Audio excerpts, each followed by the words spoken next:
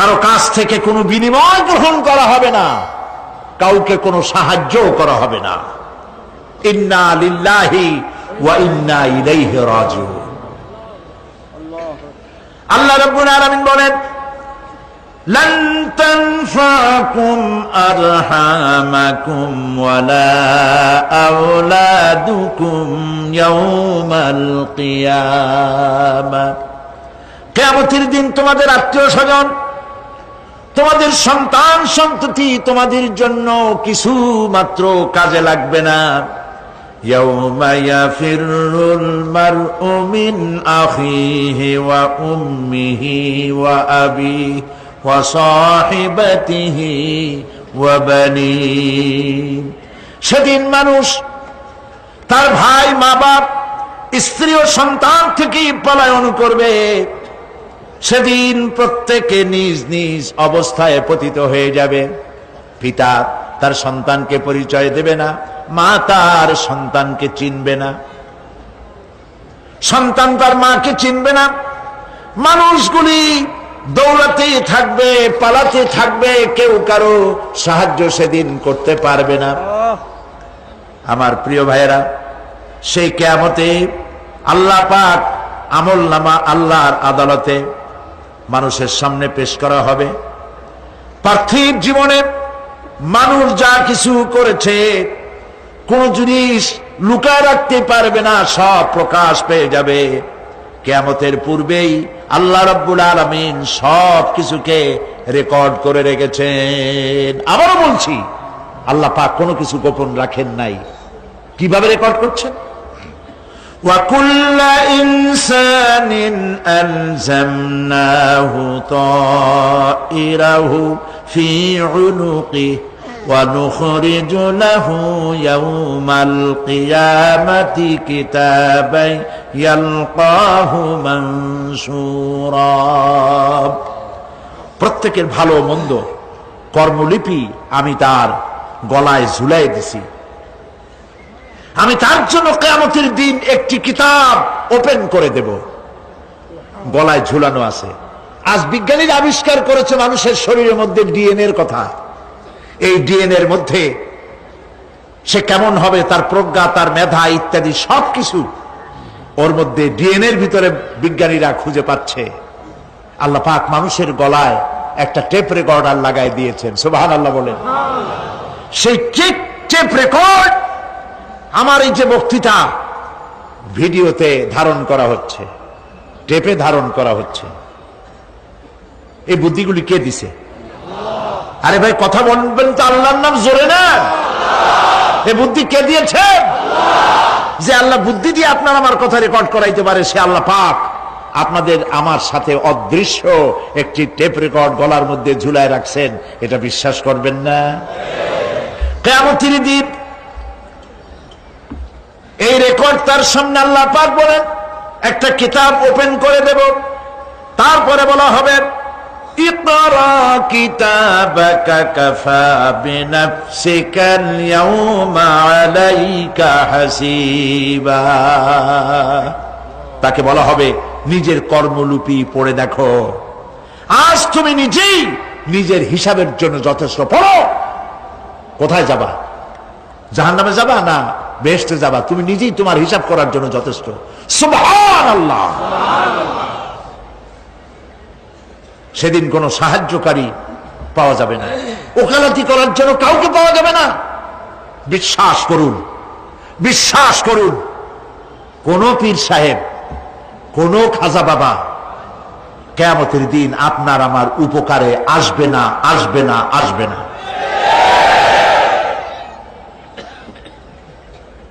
আমল ভালো হবে, আল্লাহ ক্ষমা করবেন। আমল ভালো নাই, পীর সাহেবরা কিচ্ছু করতে পারবেন না। কেউ কেউ মনে করেন পীর সাহেব আমার সুপারিশ করবেন। সুপারিশের কথাটা আজকে বলবো না, সুপারিশের কথা আসবে শেষের দিকে ইনশাআল্লাহ। বলেন ইনশাআল্লাহ। মনে করা হয় যে পীর সাহেবরা আমাদেরকে সুপারিশ করবেন। কিয়ামতের দিন আপনারাই দেখবেন ওনাদের সুপারিশ কে করে। যাদেরকে বলা হয় ওলিউল্লাহ, তারা আল্লাহর দৃষ্টিতে আদৌল্লাহ কিনা আপনার আমার জানা নাই। তার আমল কেমন আপনি জানেন না, বাইরের দৃশ্যটাই শুধু দেখেন। ওনার বউ বলতে পারবেন উনি খাঁটি পীর না ধান্দাবাজ। ওনার গ্রামের লোক বলতে পারবে। বিদেশ থেকে ভাড়া করা একজন আইনে মানুষের সামনে দেখানো যায় বিরাট একটা কিছু, কিন্তু তিনি বিরাট না কি এইটা তার বউ তার গ্রামের মানুষ বুঝবে, ভালো করে চিনবে। বউ চেনে সব থেকে ভালো, সব থেকে ভালো করে চেনে কে? স্ত্রী। তারপরে চেনে ড্রাইভার, তার সাথে যে রাত দিন যে ড্রাইভার থাকে, তার সাথে যে খাদেম থাকে। এরা জানে, এরা দেখতে পায় এই লোকটা মুখ দিয়া যা বলে আসলে লোকটা এইরকম না। বুঝতে পারে কিনা? মানুষের সামনে ধান্দাবাজি করে অনেক কথা বলে মানুষকে মন ভুলানো যায়। এই জন্য কবি বলেছেন, ये हाल तेरा जाल है मकसूद तेरा माल है, ये हाल तेरा जाल है मकसूद तेरा माल है, क्या जब तेरा चाल है लाखों को अंधा कर दिया। নিজেরে বুজুর্গ বানাইয়ে মানুষের সামনে পেশ করছো, তোমার এই হাল হলো তোমার চাল। মানুষের পয়সা পকেটে ভরার জন্য এই কাম করতেছ, কেউ টের পায় না। আল্লাহ পাক ঠিকই টের পাচ্ছেন, ঠিক কিনা বলেন? আল্লাহ পাক ঠিকই টের পাচ্ছেন। বিশ্বাস করুন, কোন পীর সাহেব, কোন খাজা বাবা কিয়ামতের দিন মানুষের কোন উপকারে আসবে না। আল্লাহু আকবার। উপকার হবে কেবলমাত্র নেক আমল। ইয়া আইয়ুহাল্লাযীনা আমানু ওয়াবতাগু ইলাইহিল ওয়াসিলা। কিছু কিছু জাহিল লোকেরা এর তাফসীর করেছে, পীর ধরো, যার পীর নাই তার পীর শয়তান। নাউযু বিল্লাহ।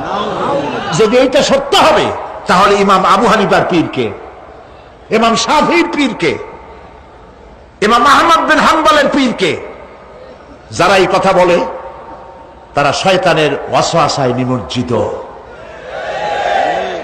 ওয়াবতাগু ইলাইহিল ওয়াসিলা এর তাফসীর হচ্ছে আয় আমলে সালেহ, নেক কাজের ওসিলা ধরো। কি কাজের ওসিলা ধরো? নেক কাজের ওসিলা ধরো। কারণ কিয়ামতের দিন আল্লাহ পাক আরো পরিষ্কার করে বলছেন, লান তানফাকুম আরহামুকুম ওয়ালা আওলাদুকুম ইয়াউমাল কিয়ামাহ। কিয়ামতের দিন সন্তান সন্ততি আর সম্পদ কোনো কাজে লাগবে না, এগুলি কোনো উপকার হবে না মানুষের জন্য। আর সেখানে উৎকোষেরও কোনো কারবার চলবে না। এই পৃথিবীতে উৎকোষ দিয়ে অনেক কাম করা যায়, কিন্তু কিয়ামতে চলবে না। আল ইয়াউমা লা ইয়ানফাউ মালুন ওয়ালা বানুন। সুবহানাল্লাহ, সুবহানাল্লাহ। যেখানে কিয়ামতের দিন ধন, সন্তান, সন্ততি কোনো কাজে লাগবে না। ইয়া বুনাইয়া বলেছে বলে মনে করার কোনো কারণ নাই যে যাকে তিনি নসিহত করছেন তিনি শিশু, তিনি খোকা। আমাদের দেশে খোকা তো মন্ত্রীও আছে, তাই বলে তিনি কি খোকা নাকি? একেবারে কি কথা। আবার আমার দেশে মানে আমার পিরোজপুরে ওইখানে একজন মন্ত্রী ছিলেন, তার ডাক নাম ছিল শিশু। লোকেরা তাকে মানপত্র দিত মাননীয় শিশু মন্ত্রী। তো শিশু বলার অর্থ তিনি বাচ্চা নন, খোকার অর্থ শিশু নয়, বাচ্চা নয়। এই আমাদের মধ্যেও তো লোকেরা একজন আর একজনকে বাপেরা ডাক দেয়, এই খোকা, গাদা। দর্শক এবং শ্রোতা মনে করে খুব বাচ্চাই হবে বোধ হয়। মেহমান এসেছে চা নিয়ে, যখন চা নিয়ে আসলো তখন দেখা গেল খোকা শুধু খোকাই না, কয়েক খোকার বাবাও।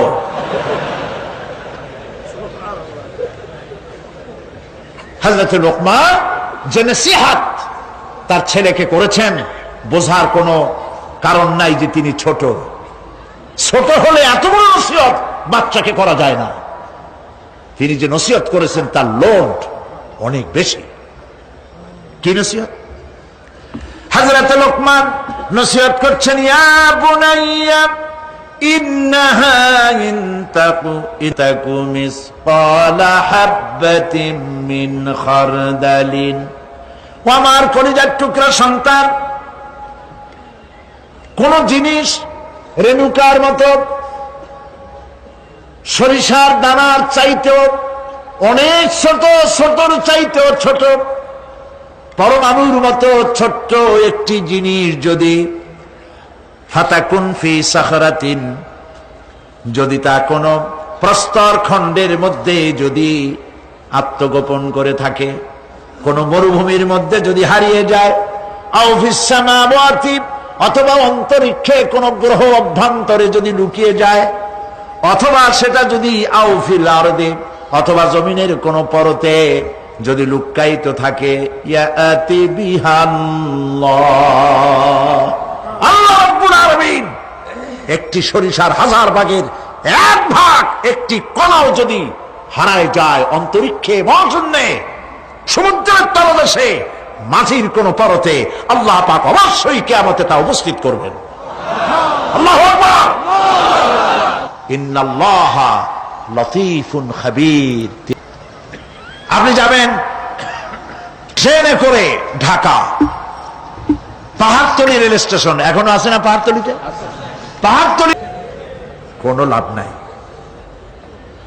আল্লাহ রাব্বুল আলামিন বলেন, আপনাদের শীত লাগতেছে নাকি বেশি? কোনো লাভ নাই, কবরটা খালি পড়ে থাকবে। প্রিয় ভাই সব, দারুণ শীত পড়েছে, মানুষ মরে যাচ্ছে, অনেক মানুষ এবার মারা গেছে শীতে। আল্লাহর কাছে আমরা বলবো, আল্লাহ তুমি দয়া করে শীত যেটুক না হলে হয় না, তুমি সেইটুক দাও, শান্তি হিসাবে দাও, রহমত হিসেবে দাও, জহমত হিসেবে আমাদেরকে তুমি দিও না। বলি আমিন। প্রিয় ভাই সব,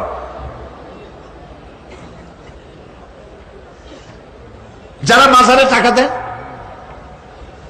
চাদর ছড়া, মৃত্যু মানুষের কবরের উপরে যারা মশারি টানান, তাদের বিবেকের কাছে আপিল করি, যিনি মারা গেছেন আল্লাহর ওলি, তার সম্পর্কে আপনার ধারণা এত খারাপ কেন? মশারি টানায় দিচ্ছেন, আপনার ধারণা কি এই দুনিয়াও মশাই খাইছে, কবরের মধ্যে গিয়েও মশাই খাবে? কাপড় চোপড় দরকার কার? জেতা মাসের না মরা মানুষের? জীবিত মানুষ কাপড় পায় না।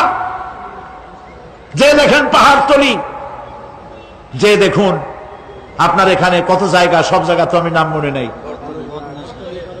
বটতলী, তালতলী, বদ্দারহাট,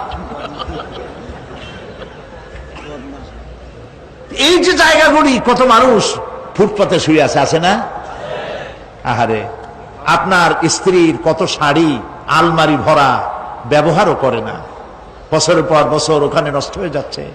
10টা শাড়ি বাইর করিয়া অনাথ অনাথিনী মেয়ে লোকদের গায়ে দিয়ে দেন। মাজারে টাকা দিলেন, চাদর দিলেন, যারা রাস্তার উপরে যারা কেনই গায়ে দিয়ে থাকে, আগুন পোহায়, একটু চাদর নাই, ওদের একটা কাপড় কিনে দেন।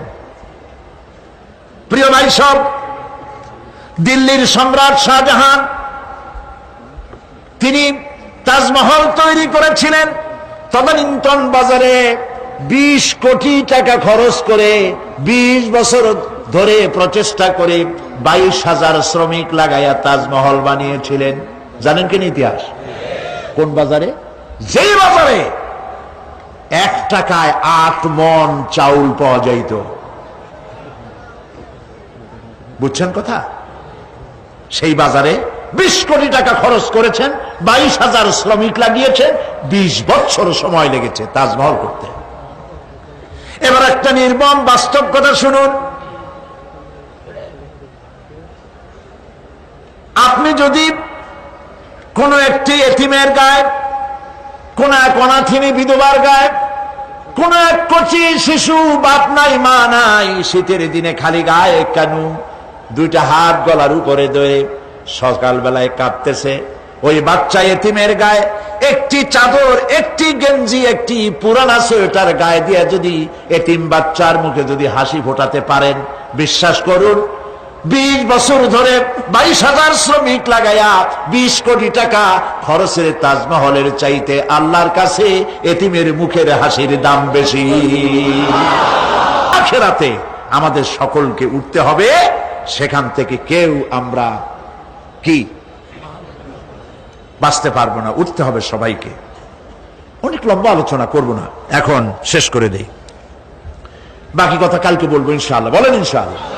তবে আরো 2টা আয়াত আছে, না শুনলে, আরে ভাই কত জায়গায় ওয়াজ মাহফিল হয় সারা রাত, হয় না? সারা রাত ফজরের সময় গরুর গোশত খায়, জম্মের খাওয়া, সারাদিন পেট খারাপ, কি শুনলো আর কি কইলো আল্লাহই জানে। পরে লোকেরা জিজ্ঞেস করে, ভাই গত রাত্রে যে তোমার টের পাই নাই, তুমি কোথায় গেছিলা? কয় বাবা গেছিলাম ওয়াজ শুনতে। কি ওয়াজ? কয় শেষ কথা বলে শেষ করা যাবে না। হাই রে ওয়াজ, কি ওয়াজ? কয় অনেক বিষয়। কয় ভাই আমি তো যাই নাই, 2-1টা বিষয় আমার শোনাও না। কয় আল্লাহর কসম সারা রাত তেমন শোনা শুনছি যার একটা কথাও আমার মনে নেই। দাম আছে এগুলা? দাম নাই। কিসসা কাহিনী হাবি যাবি, যার পেছনে কোরআন নাই, দলিল নাই, আছে শুধু হিংসা আর হিংসা। অমুকের তাফসীর খারাপ, অমুকের অমুক খারাপ, তমুক খারাপ, এই চিৎকার দিয়া বাজার গরম করতে পারবেন না। কারণ মানুষের আপনাদেরকে চিনে ফেলেছে, আপনারা ফাসাদ সৃষ্টি করতে চান, আপনারা মানুষের মধ্যে বিভেদ সৃষ্টি করতে চান। এই জন্য লাখ টাকা খরচ করে মানুষ পাবেন না, মানুষ আসবে কোরআনের মহব্বতে, কোরআনের কথা শুনতে। সুবহানাল্লাহ বলো। প্রিয় ভাই সব,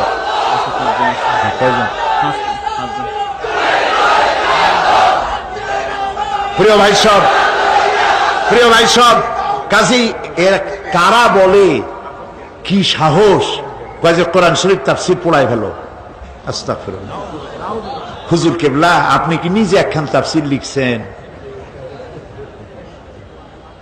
কোরআনের তাফসীর, কয় যে তাফসীর পড়ায় দেওয়া যায়, বেদ পুরাণ পড়ানো হতো। তাহলে আপনি অন্য ধর্মের কিতাবও পড়াইতে চান, যা আল্লাহ নিষেধ করেছেন?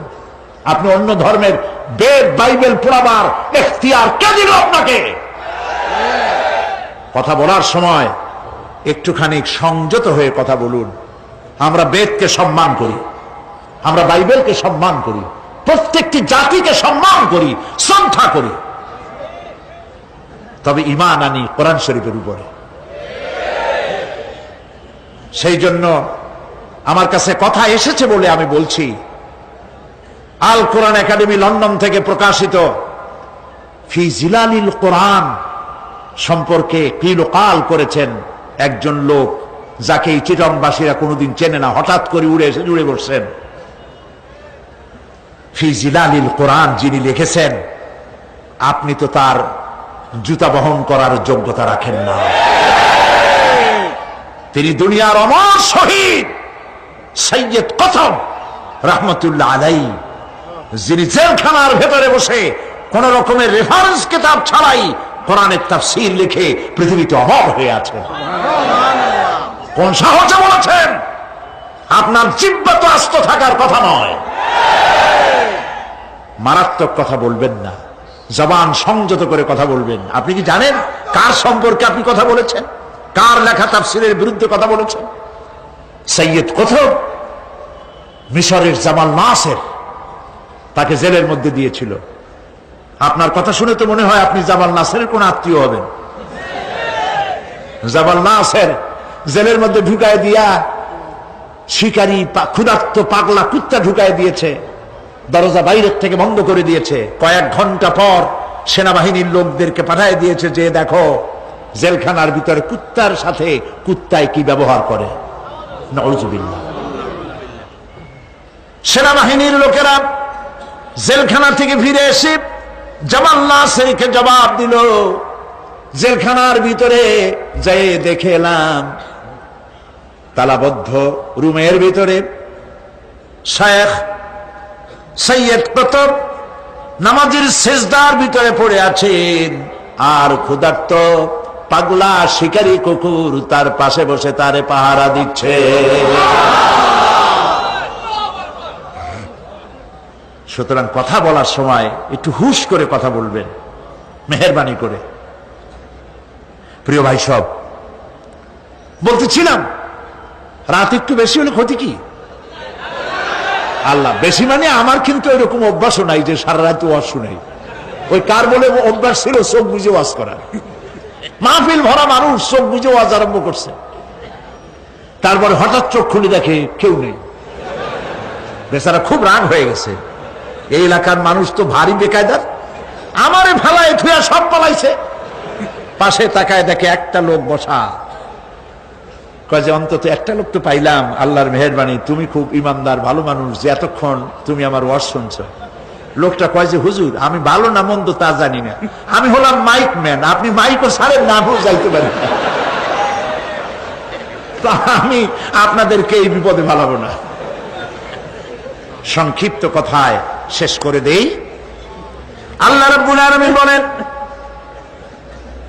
এরপরে কি হবে শোনো, ইয়াউমা ইউনফাখু ফিস-সূরি ফাতাআতুনা আফওয়াজা,